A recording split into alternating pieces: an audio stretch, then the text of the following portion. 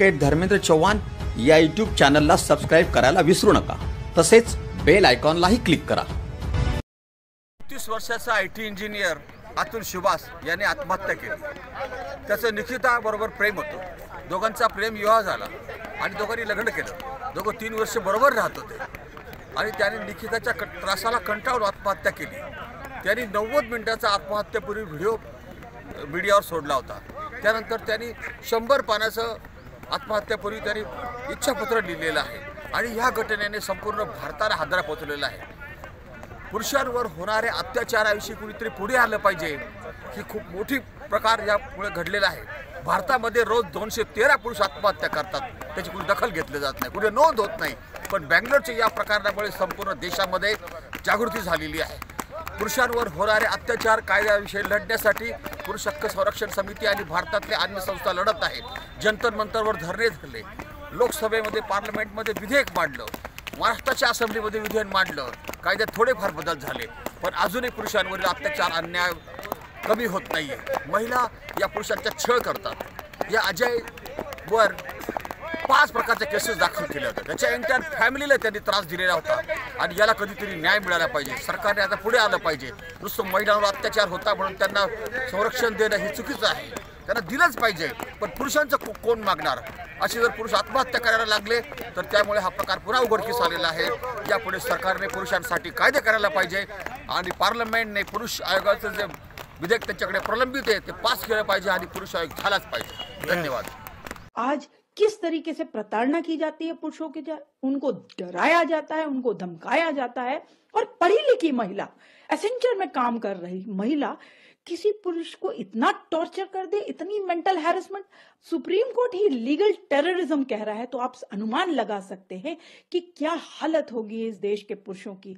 बेचारे दम तोड़ देते हैं, कोई सुनने वाला नहीं है। सुप्रीम कोर्ट बेंच आहे NK सिंग यांनी जे जजमेंट दिलेलं आहे जस्टिस, तर त्यामध्ये त्यांनी एकदम चांगलं ऑब्झर्वेशन घेतलं आहे की जे पुरुषांवर नक्कीच त्यामध्ये महिला ज्या आहे तो कायद्याचा गैरवापर करत आहे। त्यामुळे पुरुषांना हा 458चा आणि त्याच्या कुटुंबियांना त्रास होतो आहे। या संदर्भात हा चुकीचा महिलाचा वापर करतात। त्या संदर्भात आपल्या सरकारने, सुप्रीम कोर्ट जजेस यांनी या कायद्यामध्ये नक्कीच काहीतरी बदल घडवून आणला पाहिजे, तर पुरुषांना न्याय मिळाला पाहिजे। त्यामध्ये महिलांच्या छळाला त्रासून आत्महत्या केलेली आहे। याकरता कायद्यामध्ये बदलाची गरज आहे आणि ते जे कायदेपणाचे असेल तर पार्लमेंटमध्ये बनायला पाहिजे। ऑलरेडी पुरुष हक्क समितीने कायद्यामध्ये बदल व्हावे, अमेंडमेंट व्हावी या कायद्यामध्ये, किंवा नवीन कायदे व्हावे अशी आमची सूचना केली होती। पण गेल्या वर्षी नवीन कायदा अंमलात आला तर त्याच्यामध्ये काही तरतूदच केलेली नाही। त्याच्यामुळे कायद्यामध्ये आमूलाग्र बदलाची होण्याची गरज आहे। अतुल सुभाषचे आपल्या मृत्यूआधीचे हे शब्द, तब्बल 1 तास 20 मिनिटांचा व्हिडिओ तयार करून सॉफ्टवेअर इंजिनियर असलेल्या अतुलनं स्वतःचं जीवन संपवलं। यासोबतच त्यानं एक 24 पानी पत्र लिहून आपल्या पत्नीकडून आणि तिच्या घरच्यांकडून आपला कसा छळ करण्यात आला, खोट्या केसेस लावून आपल्याकडून पैशांची कशी मागणी करण्यात आली याचा सगळा खुलासा केलाय। अतुल सुभाष या ID वरून एक मेल आला, आपण घरगुती हिंसाचाराला बळी पडतोय, मी गेल्यानंतर माझ्या घरच्यांना मदत करा, असं अतुलनं NGOला लिहिलेल्या मेलमध्ये शेअर केलेला व्हिडिओही पोलिसांच्या समोर आला। अतुलनं इतकं भयंकर पाऊल का उचललं याचं कारण त्या पत्रात आणि व्हिडिओमध्ये देण्यात आलं होतं। 34 वर्षांचा अतुल सुभाष मूळचा उत्तर प्रदेशातील जौनपूर इथे आपले आई वडील आणि भावासोबत राहत होता। तिची ओळख निकिता सिंघाने अशी झाली होती। बीटेक असलेली निकिता ॲक्सेंचर कंपनीत कामाला होती। 26 एप्रिल 2019ला निकिता आणि अतुलचं कलम 377 अंतर्गत अनैसर्गिक शरीर संबंध, तसंच 498A, 323, 406, 504, 506 अशा विविध गंभीर कलमांखाली निकितानं अतुलवर केसेस दाखल निकिताकडून करण्यात आला होता। मुख्य म्हणजे तिच्या वडिलांचा मृत्यू ऑगस्ट 2019 मध्ये झालेला असताना डिसेंबर 2022 मध्ये निकिताकडून ही केस दाखल करण्यात आली। बायकोकडून दाखल करण्यात आलेल्या या वेगवेगळ्या केसेसच्या सुनावणीसाठी अतुलला बेंगलोरवरून जौनपूरला जावं लागत होतं। पर्यंत गेल्याचंही अतुलनं पत्रात म्हटलंय। त्या न्यायाधीश रीता कौशिक यांच्यावरही गंभीर आरोप केलेत।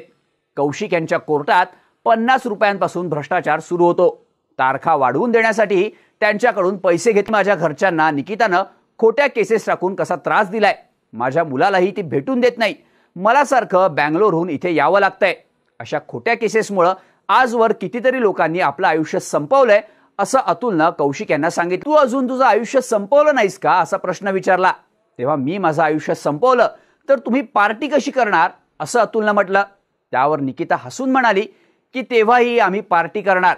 तुझे वडील मला पैसे देतील, तू गेल्यानंतर तुझे आई वडीलही जातील, तेव्हा जे तुझं आहे ते मृत्यूनंतर त्याच्या आई वडिलांची अवस्थाही न बघवणारी. अतुलनं मृत्यूपूर्वी लिहिलेल्या 24 पानी पत्रात 12 मागण्याही केल्यात. आपल्या मृत्यूनंतरची केस कर्नाटकात चालवली जावी, तिथेच आपल्याला न्याय मिळू शकतो. जर मला न्याय मिळाला तर माझ्या अस्थी गंगेत विसर्जित कराव्यात आणि जर ते निर्दोष सुटले तर त्याच अस्थी कोर्टाबाहेरच्या एखाद्या गटारात फेकून द्याव्यात. अशाही मागण्या अतुलकडून करण्यात. अतुलला न्याय कधी मिळणार हा मोठा प्रश्न.